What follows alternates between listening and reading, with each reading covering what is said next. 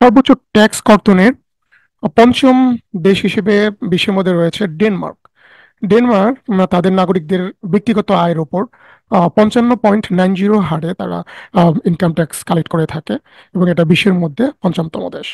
Denmark সাধারণত ইউরোপের একটি অত্যন্ত সুখী সমৃদ্ধি এবং সমৃদ্ধশালী উন্নত দেশ, এবং এর ইকোনমি খুবই স্টেবল, এবং ইনভেস্টমেন্ট, ফরেন ইনভেস্টমেন্টের জন্য এই ডেনমার্ক খুবই উপযোগী একটা দেশ। এবং world happiness report, social progress report, এই সব রিপোর্টের স্কোরে কিন্তু ডেনমার্ক একদম প্রথম দিকে থাকে। এক থেকে পাঁচটা বিশ্বের যে এক থেকে পাঁচটা দেশ, এইসব স্কোরে এই পাঁচটা দেশের মধ্যে কিন্তু সবসময় ডেনমার্ক থাকে। ডেনমার্কের বিজনেস কন্ডিশন বা ফরেন ইনভেস্টের জন্য এই দেশটা খুবই উপযোগী, এবং এর ওভারঅল ইকোনমিক কন্ডিশন এবং political condition, humanities, security, safety সবকিছুই খুবই উন্নত মানের এবং খুবই ভালো। সর্বোচ্চ ইনকাম ট্যাক্সের 4 নম্বর তালিকায় যে দেশটি রয়েছে সেটা হচ্ছে জাপান। এশিয়ার সবচেয়ে বেশি সমৃদ্ধশালী দেশ হচ্ছে জাপান, এবং এইটা বিশ্বের মধ্যে চতুর্থতম সর্বোচ্চ হারে তার নাগরিকদের কাছ থেকে ইনকাম ট্যাক্স কালেক্ট করে, এবং এশিয়ার মধ্যে এটা হচ্ছে সর্বোচ্চ হারে তার নাগরিকদের কাছ থেকে ট্যাক্স কালেক্ট করে। এশিয়ার মধ্যে সর্বপ্রথম, বাট বিশ্বের মধ্যে চতুর্থতম অবস্থানে ইনকাম ট্যাক্স, সর্বোচ্চ ইনকাম ট্যাক্স কালেক্ট, মানে পার্সেন্টেজ অনুযায়ী ইনকাম ট্যাক্স কালেকশনের ক্ষেত্রে। এটা তার নাগরিকদের কাছ থেকে বা ব্যক্তিগত আয়কর ধার্যের হার জাপানের হচ্ছে 55.97%। 55.97%-এ জাপান তার নাগরিকদের যে ব্যক্তিগত ইনকাম থাকে ওই ইনকামের উপর আয়কর ধার্য করে। জাপানের রাজধানী টোকিওতে ওই দেশের সবচেয়ে বেশি মিলিয়নিয়াররা বসবাস করে। জাপান সবচেয়ে বেশি রিনাউন হচ্ছে ইথিক্যাল স্ট্যান্ডার্ডের জন্য। জাপানের নাগরিকদের পার্সোনাল ইথিক্স এবং তাদের যে কালেকটিভ, যে তাদের বিজনেস ইথিক্স, তাদের এই ইথিক্যাল স্ট্যান্ডার্ডটা পৃথিবীর মধ্যে সবচাইতে বেশি হচ্ছে জাপানের। এবং জাপানের আমি একটু আগেই বললাম, জাপান হচ্ছে সবচাইতে এশিয়ার মধ্যে সবচাইতে বেশি রেটে তার নাগরিকদের কাছ থেকে ইনকাম ট্যাক্স ধার্য করে থাকে। জাপানের জাপান সাধারণত হাই টেকনোলজিক্যাল প্রোডাক্ট প্রডিউস করে থাকে, বা এগুলো সারা বিশ্বব্যাপী এক্সপোর্ট করে থাকে। সর্বোচ্চ ইনকাম ট্যাক্স কালেকশনের 3 নম্বর তালিকায় পৃথিবীর মধ্যে যে দেশটি রয়েছে এটা হচ্ছে ইউরোপের আরেকটি সমৃদ্ধশালী এবং উন্নত দেশ ফিনল্যান্ড। ফিনল্যান্ড তার নাগরিকদের আয়ের উপর 57.30 হারে তারা ট্যাক্স কালেক্ট করে থাকে, এবং এই 57.30 হারে ট্যাক্স কালেক্ট করে বিশ্বের মাঝে ফিনল্যান্ড কিন্তু 3 নম্বর স্থান দখল করে আছে। ফিনল্যান্ড, আমরা জানি হ্যাপিনেস, ওয়ার্ল্ড হ্যাপিনেস রিপোর্টে ফিনল্যান্ড বিগত কয়েক বছরই যাবে সবসময় প্রথম হয়ে আসে। এখানে তার নাগরিকদের সেফটি সিকিউরিটি খুবই হাই, এবং এটা তার বসবাসের জন্য এই পৃথিবীর মধ্যে যে এই দেশটা কিন্তু সবচাইতে বেশি আহ, শান্তিদায়ক এবং সবচেয়ে বেশি আরামদায়ক একটি দেশ। এখানে নাগরিকদের সেফটি খুবই স্ট্রং ভাবে এবং ইকুয়ালি মেনটেন করা হয়। ফিনল্যান্ডের আরেকটা সবচেয়ে মজার বিষয় হচ্ছে ফিনল্যান্ডের কিন্তু আহ, মানে এদের প্রধানমন্ত্রী এবং রাষ্ট্রপতি কিন্তু দুজনই মহিলা। হ্যাঁ। আর ফিনল্যান্ড ইউরোপের মধ্যে, ফিনল্যান্ডই হচ্ছে ইউরোপিয়ান কান্ট্রিগুলোর মধ্যেও কিন্তু সবচাইতে উচ্চ হারে তার নাগরিকদের কাছ থেকে আয়কর ইনকাম করে। পৃথিবীর উন্নত অনেক দেশেও, অনুন্নত তো বাদই দিলাম, উন্নত অনেক দেশেও কিন্তু যে পাবলিক মানি যে তারা ট্যাক্সের মাধ্যমে কালেক্ট করে, এই মানিটা অ্যালোকেশনে কিন্তু মিসম্যানেজমেন্ট হয়, মানে দুর্নীতি আশ্রয় গ্রহণ করে তারা। বিভিন্ন তাদের আহ মন্ত্রী মন্ত্রী মিনিস্টার এমপি বা ক্ষমতাশালী লোকদের বিভিন্ন কোম্পানি বা তাদের কোনো বন্ধুদের কোম্পানি, তাদের স্বার্থ রিলেটেড কোম্পানি বা অন্য কোনো কোম্পানিদের মাধ্যমে গভর্নমেন্ট কাজ দিয়ে তারা ট্যাক্সের কাজ মিস অ্যালোকেশন করে, বা যে সেক্টর খুব একটা দরকার নাই বা ওই সেক্টরে দিলে তারা গভর্নমেন্ট অ্যাসেটকে মিস অ্যাপ্রোপ্রিয়েট করতে পারবে, মানে তারা ব্যক্তিগতভাবে ওই টাকা নিতে পারবে, এরকম জায়গায় অ্যালোকেট করে। এবারে বিভিন্ন ধরনের দুর্নীতির কিন্তু আমরা বিভিন্ন পৃথিবীর উন্নত দেশগুলোতেও দেখি। এই ট্যাক্সের টাকা নিয়ে যে ছয় নয় করে গভর্নমেন্টের দায়িত্বে যারা থাকে, বা আমলাতন্ত্রের যারা দায়িত্বে থাকে, এই সমস্ত পাওয়াশালী লোকরা কিন্তু পাবলিকের কাছ থেকে এই হাই ট্যাক্স নিয়ে তারপরে সেগুলো ছয় নয় করে বা নিজেদের স্বার্থ হাসিল করে। কিন্তু পৃথিবীর মধ্যে ফিনল্যান্ড হচ্ছে একমাত্র দেশ যে দেশের ট্যাক্সের মাধ্যমে তারা যে রেভিনিউটা গভর্নমেন্ট কালেক্ট করে, এই কালেক্টেড টাকাটা তারা ইকুয়াল এবং খুব এফিসিয়েন্টলি তারা অ্যালোকেশন করে, এবং অ্যাপ্রোপ্রিয়েট সেক্টরে যে যে সেক্টরগুলোতে দিলে তাদের নাগরিকদের সুবিধা হবে এবং তাদের নাগরিকরা বেশি সুবিধা পাবে, এই সমস্ত সেক্টরগুলোতে তারা এই ট্যাক্সের টাকাটা তারা অ্যালোকেশন করে। এবং এই মিসম্যানেজমেন্ট, মানে ট্যাক্সের টাকা অ্যালোকেশনে মিসম্যানেজমেন্ট খুবই কম হয়, বলে হয় না বললেই চলে। যেখানে আমি বারবার বলছি যে উন্নত বিশ্ব কিন্তু ট্যাক্সের টাকা বা গভর্নমেন্ট যে রেভিনিউ অ্যালোকেশনে কিন্তু অনেক দুর্নীতি হয়, পাওয়াশালী লোকরা অনেক দুর্নীতি করে। কিন্তু এখানে কিন্তু, মানে ফিনল্যান্ডে এটা একদম হয় না বললেই চলে। এবং ফিনল্যান্ডের আরেকটা বিস্ময়কর বিষয় হলো এখানে মানে এখানে যারা নাগরিকদের সিকিউরিটি তারা খুব অ্যাসিওর করে। মানে আমাদের যেমন বাংলাদেশ, ইন্ডিয়া, পাকিস্তান বা অনুন্নত কান্ট্রিগুলোতে এখানে কিন্তু দেখবেন বলে যারা শুধুমাত্র পলিটিক্যাল পার্সন বা হাই আমলা যারা রয়েছে পাওয়ারশালী তারাই শুধু সিকিউরিটি পায়, লাইফ সিকিউরিটি পায়। কিন্তু এখানে এডুকেশনাল ফ্যাসিলিটিস, সিকিউরিটিস ফ্যাসিলিটিস এবং হেলথ কেয়ার ফ্যাসিলিটিস এখানে সবার জন্য সমান। একটা প্রেসিডেন্ট যে ধরনের সিকিউরিটি পায়, তাদের সেফটি সিকিউরিটি পায়, এডুকেশন তাদের সন্তানেরা যেরকম পায়, বা হেলথ কেয়ার যে সুবিধাটা তারা যেরকম পায়, প্রতিটা নাগরিকও ঠিক ইকুয়াল পায়। এটা কিন্তু আসলে পৃথিবীর মধ্যে আশ্চর্যজনক। আর এই জন্যই হয়তো বা তারা হাই ট্যাক্স তাদের জনগণের কাছ থেকে তারা নিয়ে সেগুলো এই খরচগুলো মিট আপ করে। কেননা একটা দেশের প্রতিটা মানুষকে আপনার educational equal facilities, health care equal facilities, safety equal facilities দেয়, এটা কিন্তু আসলে এটা কিন্তু অবাক করার বিষয়, যেটা শুধুমাত্র ফিনল্যান্ডই সম্ভব করেছে। সর্বোচ্চ ব্যক্তিগত আয়কর ধার্যের দ্বিতীয় স্থানে রয়েছে অ্যারোবা। অ্যারোবা কান্ট্রিটা হচ্ছে একটা ক্যারিবিয়ান কান্ট্রি, এবং এই অ্যারোবার তারা তাদের ব্যক্তিগত যে নাগরিকদের যে ব্যক্তিগত ইনকাম রয়েছে, নাগরিকদের এই ব্যক্তিগত ইনকামের উপর তারা 59% হারে তারা ট্যাক্স ধার্য করে। এবং এই 59% হারে ট্যাক্স ধার্য করে অ্যারোবা বিশ্বের মধ্যে দ্বিতীয় স্থান দখল করে আছে সর্বোচ্চ ট্যাক্স কর্তনে বা সর্বোচ্চ ট্যাক্স ধার্যতে। এরপর সাধারণত এটা সমুদ্রের সৌন্দর্য বর্ধিত একটা দেশ।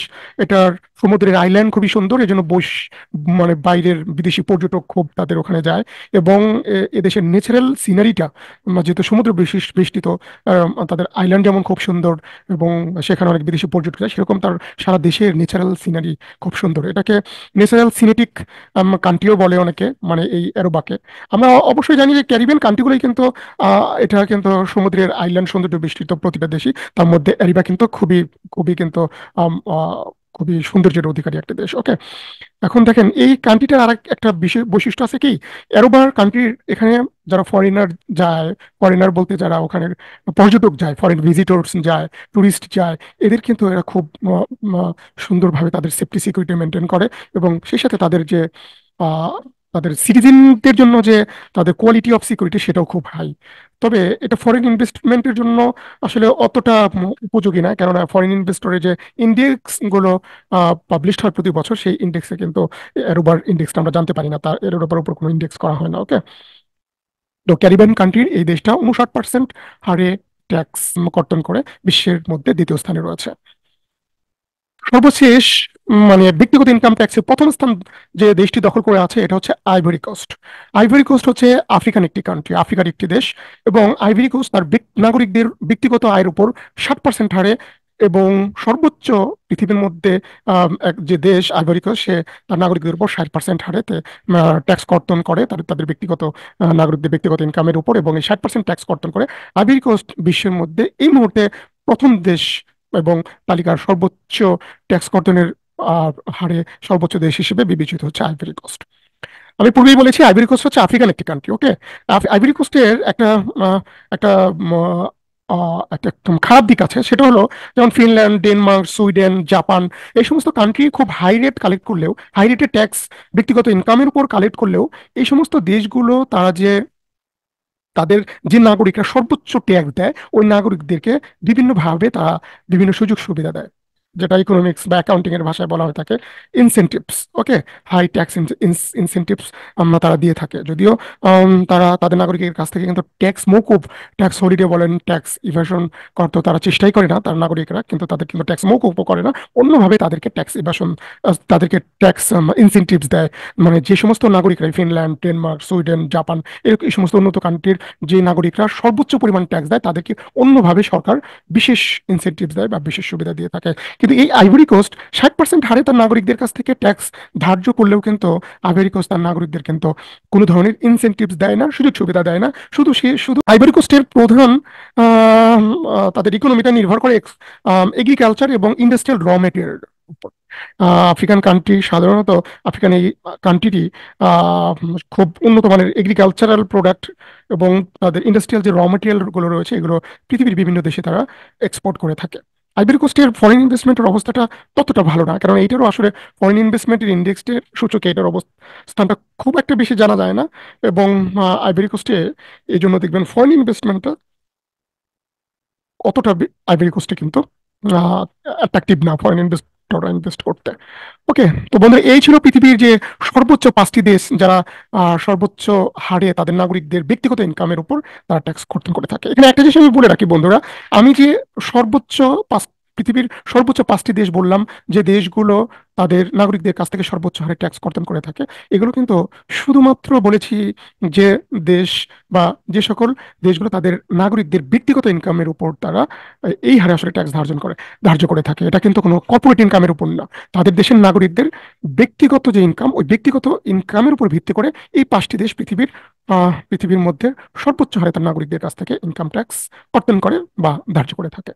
এখানে একটা জিনিস আমি আরেকটু অ্যাড করতে চাই, এই যে সর্বোচ্চ হারে যে ইনকাম ট্যাক্স ধার্য করার লিস্টটা আমি তৈরি করেছি, এই লিস্টটা কিন্তু এটা কিন্তু বর্তমান সময়ে দেশে যে রেট, যে পৃথিবীর বিভিন্ন দেশে যে হারে ট্যাক্স কালেক্ট করছে তার উপর ভিত্তি করে এই রিপোর্টটা করা। সাধারণত এই রিপোর্টটা 2025 এবং 26 সালের যে ডাটা, ওই ডাটার উপর এই সর্বোচ্চ 5টি দেশের সর্বোচ্চ হারে যে ট্যাক্স রেটের তালিকা সেটা করা হয়েছে। এটা কিন্তু হয়তো 26 সালের শুরুতে বা 26 সালের পরবর্তীতে গিয়ে এই ডাটা কিন্তু চেঞ্জ হতে পারে মানে এটা অবশ্যই অন্য কোনো দেশ যদি আবার এর চেয়ে বেশি হারে দেয় বা এই দেশগুলো যদি তাদের ট্যাক্স রেট কমিয়ে দেয়, তাহলে কিন্তু এই লিস্ট আর এরকম থাকবে না।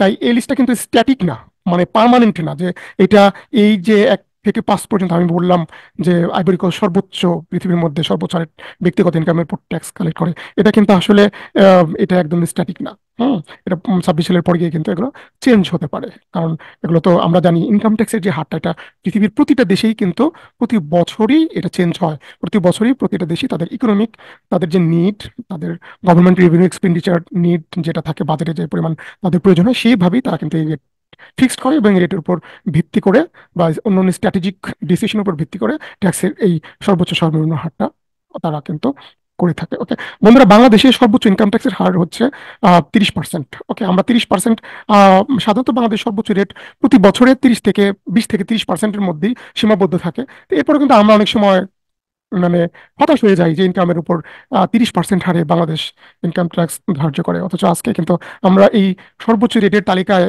আমরা যদি দেখি, তাহলে দেখি যে আমাদের দেশের থেকে পৃথিবীর অন্যান্য দেশ কিন্তু খুব হাই রেটে ইনকাম ট্যাক্স কালেক্ট করে থাকে। যেমন আইভরি কোস্টের এই বর্তমান সময় ইনকাম ট্যাক্স কালেক্টের হার হচ্ছে 60%। তাহলে দেখেন সেখানে আমাদের মাত্র এইবার এই 2025 এবং 26 ইনকাম বর্ষের ইনকামের উপর সর্বোচ্চ 25 হারে ইনকাম ট্যাক্স ক্যালকুলেট করা হবে, যেটা আইভরি কোস্টের অর্ধেক। অথচ 30% ট্যাক্স দিতে আমরা কিন্তু হতাশ হয়ে যাই। ওকে, আমাদের দেশের মানুষগুলো আসলে একটু ট্যাক্স মানে ইভেট করতে চায়, ট্যাক্স রিলাক্টেন্ট, তা সরকারকে ট্যাক্স দিতে চায় না, যার কারণে দিন দিন এই জিনিসটা থাকছে না। দিন দিন আমরা কিন্তু আমাদের দেশের অনেক মানুষই এখন কিন্তু ট্যাক্স দিচ্ছে এবং ট্যাক্স দেওয়ার প্রতি তাদের আগ্রহ বাড়ছে। আমাদের সচেতনতা বৃদ্ধি করতে হবে যে পৃথিবীর অন্যান্য দেশের মানুষগুলো যদি এত হাই রেটে, আমাদের দেশের ডাবল রেটে যদি তারা ট্যাক্স দেয়, আমরা কেন দিচ্ছি না? আমাদের সে বিষয়ে কিন্তু সচেতন হতে হবে। আমরা সাধারণ মানুষ, সাধারণ নাগরিক যখন সর্বোচ্চ সততার সাথে এবং আমরা সর্বোচ্চ যে পরিমাণ ট্যাক্স আমাদের উপর ধার্য বা অ্যাসেস হয়, সেই পরিমাণ ট্যাক্স যদি আমরা সরকারকে সৎভাবে দিই, তাহলে কিন্তু আমাদের দেশ এগিয়ে যাবে। তো সে পর্যন্ত বন্ধুরা, আপনারা সকলেই ভালো থাকুন এবং পরবর্তী ভিডিও দেখার আমন্ত্রণ জানিয়ে আজকের মতো এখানেই বিদায় নিচ্ছি। আল্লাহ হাফেজ।